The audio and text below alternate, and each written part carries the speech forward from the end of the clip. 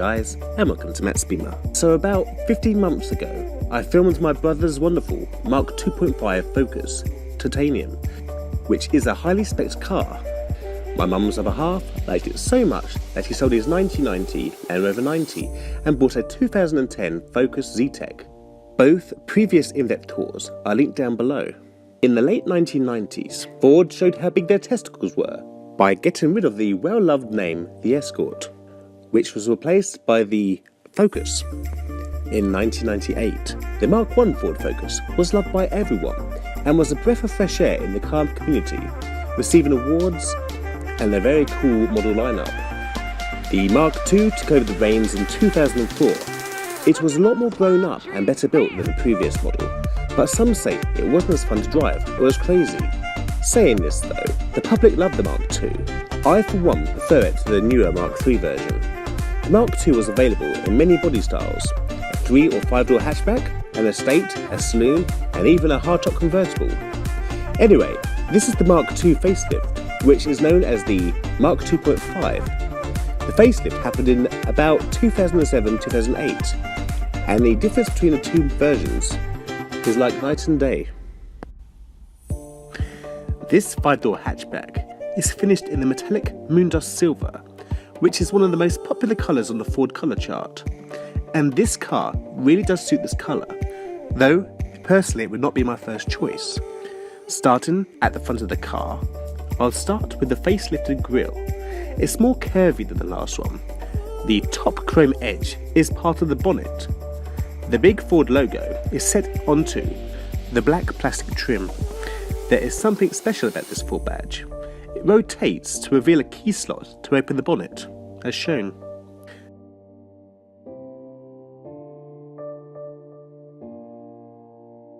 These lights are the standard facelifted black halogen setup. I like the way the black and chrome details give this car a more menacing look. Down at the bottom are the fog lights. They are set into an aluminium ring, which itself is then surrounded by black plastic. Just above the fog lights is the tow and eye cover. Below the grille is a lower grille, which gives it a menacing look. This one is in all black plastic. The titanium models have a chrome outline. The black windscreen washers are sat on top of the bonnet, which detracts from the smooth lines. The wipers on this car are the newer style beam type wipers. These are the standard 16-inch alloys which come on the Zetec. The centre caps are a bit rough. I made a quick video on how to change them on my brother's titanium. The link is down below. The tyres on all 4 wheels are wrapped in 205/55 R16s. The front suspension is independent McPherson struts and anti-roll bar.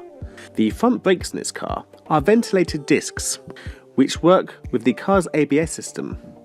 This car also has ESP, which is the car's electronic stability program.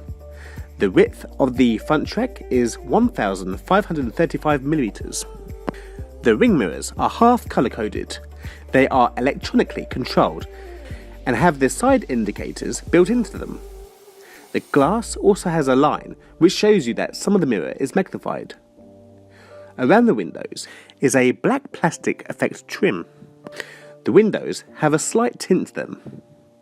The door handles in this car are colour coded too. I'm glad that this car has the standard central lock-in with a key slot. I'm quite OCD when it comes to checking my doors are locked. When I borrowed my brother's titanium, I found out quickly that I could not double check to see if the doors are locked by pulling the handle, otherwise the car would unlock. This car has a ride height of 155mm. The length of the car is 4,342mm. The height is 1,497mm, while the width of the car is 1,840mm. The rear wheels are the same as the front ones, and the rear suspension is an independent control blade multi-link system with anti-roll bar. But surprisingly, the rear brakes in this car are the old-fashioned drum types. The rear track on this car is 1,531mm, which is a bit smaller than the front tracking. Over to the fuel tank, which is located on the right hand side of the car if you are standing behind the car, that is. This car has a 55 litre tank. Ford said that this car does around about 42.2 miles per gallon. Use your finger to open that fuel flap and you will be greeted by a capless style fuel tank. Ford recommends that you use 95 BP petrol or higher. Up on the roof is the car's aerial for the radio. Just don't forget to take it off if you're the type of person that uses an automatic car wash. Let's head around to the back of the car. The Zetec is one of the trim types that get the colour-coded rear bumper with a built-in third brake light. Each side of the heated rear window is the newest style rear lights. I like the design as they are pretty modern, easy to see, clear and very big. The rear wiper in this car is an old-fashioned type wiper. The Ford logo is quite big and it sits on the colour-coded trim piece which houses the boot release handle and the number plate lights. On the left hand side you get the Ford Focus badge, and on the right hand side you get the car's trim name plus the size of the engine. It shows that this car has a 1.6 engine. The rear bumper is also colour coded too and has a sporty look in my opinion. On the left hand side of the rear bumper is the car's reverse light, and on the right hand side of the rear bumper is the rear fog light. Next to the rear fog light is the tow and eye cover. Let's have a look inside the car. This is the standard key, which is the switchblade key. There is a Ford logo on the other side.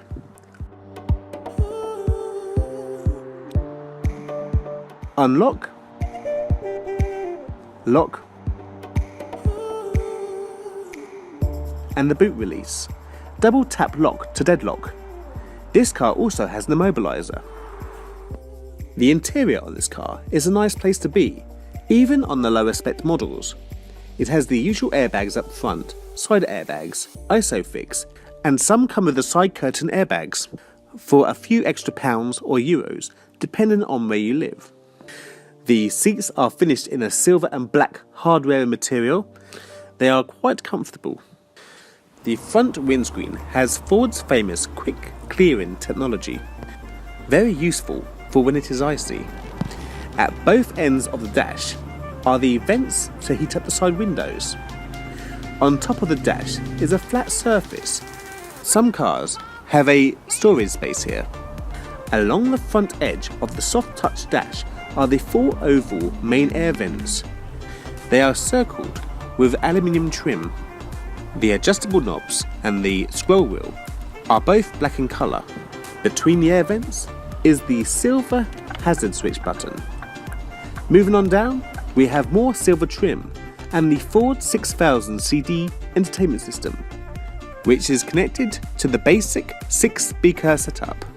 But I must say, the sound quality is not bad at all. They seem to cope with Marilyn Manson blasting through them. At the top, we have the eject button for the car's single slot CD player. Down on the left hand side of the radio, we have the CD button which puts it into CD mode, auxiliary mode, radio mode, the traffic announcement button, and the green telephone button seems to put this car in mute mode. On the right hand side we have the clock button which also displays the date, fade and balance which allows you to adjust where the sound comes from, bass and treble which changes the sound of the music, the menu button, and the big red telephone button which also seems to put this radio into mute mode. Maybe you need a telephone connected. The big knob in the centre turns the system on and off and also controls the volume. The numbers around the knob can act as a telephone keypad or for selecting the track number. The arrows allow you to skip forward or backwards, the track or the radio station. Under the stereo is the car's basic analog air conditioning system. The left switch controls the 4-speed fan, the air recirculation button. In the centre is the temperature adjustment. AC means air conditioning. When the light is orange, it is on. The right hand wheel is the zone control. Below the air conditioning are 2 more buttons. The left one is to turn on the quick defrost front window. I believe the little holes are where the temperature air sensor is for the auto air conditioning cars. The right hand side is the rear heated window button. Under these buttons is a storage space. Press the door in to open it. It's the same to close it. This car has a 5-speed manual transmission. The gear stick is in black with chrome detail. The leather effect boots tucks into the alloy effect trim. To put her into reverse, you need to move the gear lever to the far right hand side, then pull back. It's a nice gearbox to use, and it's miles better than the Vauxhall Astra rival. The Zetec has a premium centre console, which is a one-piece item with silver trim, matching the rest of the dashboard. The 12-volt power socket on this car is where the press button ignition switch is on the higher models. There are some coin slots, and I guess a card holder. There are also some big massive cup holders which can hold quite big cups. The Ford Focus of this generation has the old school handbrake with a silver button. The central armrest is adjustable. You can slide it forward and backwards. It also opens up to reveal a big massive storage space. It is held down by a magnet. Inside the storage space is also a 12-volt power socket. Over to the driver's seat. The steering wheel is a comfortable wheel to use, and it is wrapped in a leather effect trim. The car has electronic hydraulic assisted power steering, which is nice to use. This car is quite responsive. The steering wheel on this car is a 3-spoke design, which is the standard one on the Zetec, with aluminium details. The horn is situated in the centre. The instrument cluster is of a nice design. It has aluminium effect trim with a black and white fascia. The red needles give it a sportier feel. The gauge on the left hand side is the rev counter. In the centre are 2 litre gauges. On the left is the coolant temperature gauge, and on the right hand side is the fuel gauge. To the right hand side is the speedo. Miles per hour is in white, while kilometres per hour is in red. In the centre is a black and orange display, which is the onboard computer. In standard mode, it shows you the time, the outside temperature and the mileage, and also the trip mileage. The onboard computer is controlled with the buttons on the left indicator stalk. It even gives you instructions on the screen. The OBC shows you information about the fuel, resets the trip computer, the menus, the temperature, the average speed, miles per gallon, fuel left in the tank, and lots more. Below the car's indicator stalk is the very annoying unit that allows you to control the radio. The stalk on the right hand side is the windscreen wiper stalk. This car does not have the press button start, so it has the standard ignition slot. Under the steering column is the steering wheel adjustment. Pull the lever down to move the steering wheel's position. You can pull it backwards, push it forwards, or move it up and down. Push the lever back up to lock it into place. To the right hand side of the steering wheel, we have the light controls.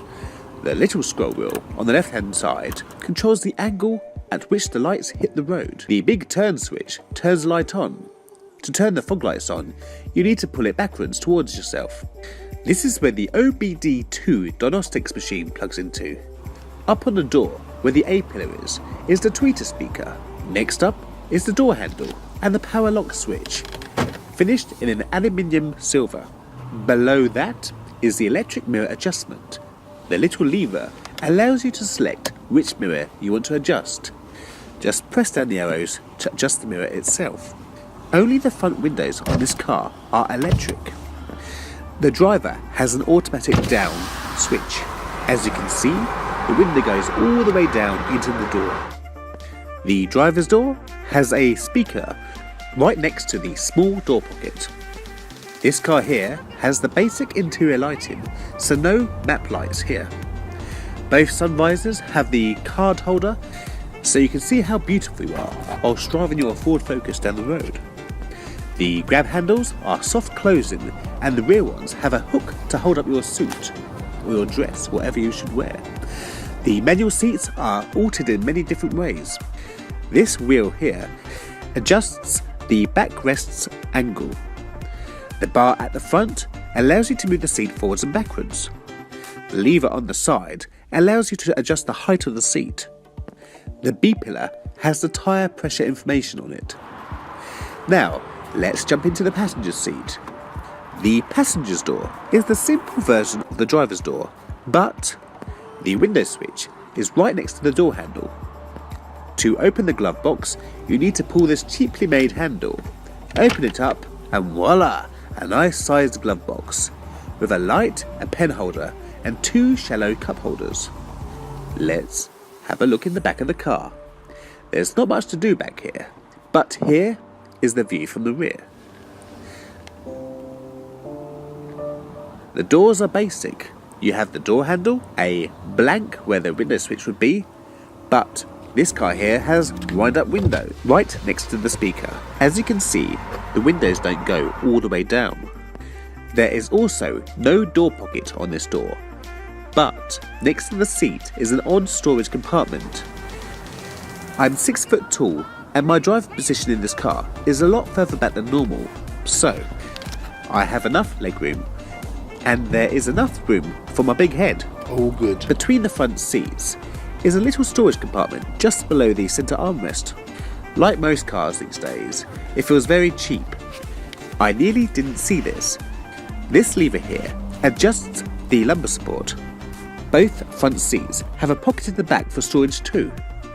In the back of the car are 3 seats, which means there's 3 seat belts and 3 headrests. The car also has ISOFIX points too. To fold down the rear seats, you need to press this button down here. You also need to lift up the seat base. The seats fold down in a 60-40 ratio. With the seats up, the rear boot space is 282 litres. The reason this car is smaller than the other models of the same generation and type is this car has a higher floor because the person who bought this car opted to have the full-size tyre. But it's easy enough to fit a space saver and to fit a thinner floor. Sorry, whilst recording this, I have a bit of an allergy. Please forgive me. Let's have a look in the boot. Just remember that the floor is easy to remove. The hatchback door has 2 handles to close it down, and the usual hooks to hook the rear parcel shelf onto. There are straps to hold items into place and an interior light. Under the floor is a full-size spare tyre and storage space for your tools. Now, let's have a look under the bonnet. Remember, that Ford logo spins round and reveals a key slot to help you open the bonnet.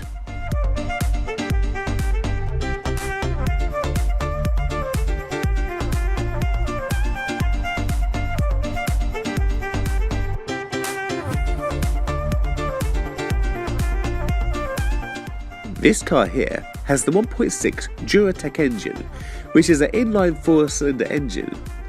It has just 100 brake horsepower, well just under actually, I think about 98. It takes about 11.9 seconds to get to 0 to 62. The top end speed is 180 km per hour or 112 miles per hour. It has a little bit of torque, 150 Nm of torque with overboost. The power gets sent through to the front wheels via the 5-speed manual gearbox. Let's start this little engine up and see how she sounds.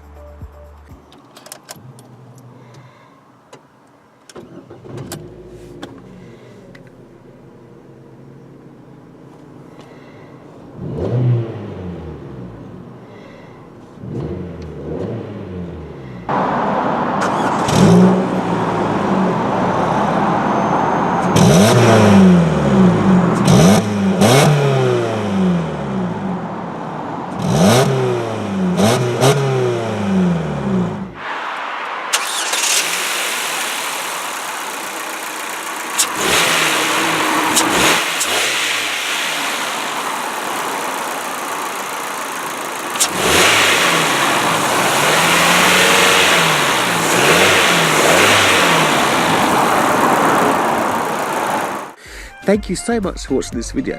If you like it, please like, share and subscribe. And enjoy the rest of your week. Thank you and take care.